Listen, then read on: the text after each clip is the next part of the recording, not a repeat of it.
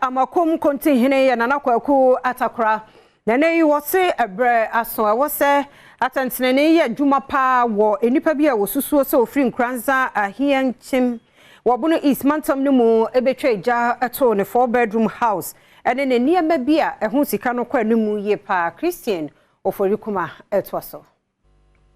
Kumase Amakom krotihene nana kwaku atakra ede adesede ato aban nanim se onye ne moa na omanfo bi a womo ebowura na fuom ebe hye enema wedua ene ne 4-bedroom a wesi ewo ho a honso no womo digya eto mu no saafo no emra eni omadi ne nyonyonyo efu ya ye kan ho asemi eye 500 acre a wedua amango bayre ene niema hodo bi a eka ho abro ne Adom News nsentwofo etwetwe komo no de tudwa se osusu se omanfo ya omubedi sansemoni efi Nkranza South empatemu baby onipa ono na ye manager a ohwe nefu ni so edema no eye akosi kodom se no kire Adom News nsentwofo mu odemaba enti omo hwe mi yi timi ne omu nyina obi owo mebetu na asasi su bia ate so mempam obi a ewo mu na afei maame baako ose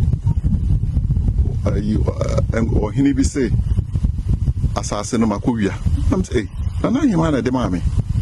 enti no nya ade a makowia eno omu didi musa ma ye afu nyina kama se de be ya area hafo obia benya adwuma ye ti asem ho no aban no ono mo ye na asem we sei se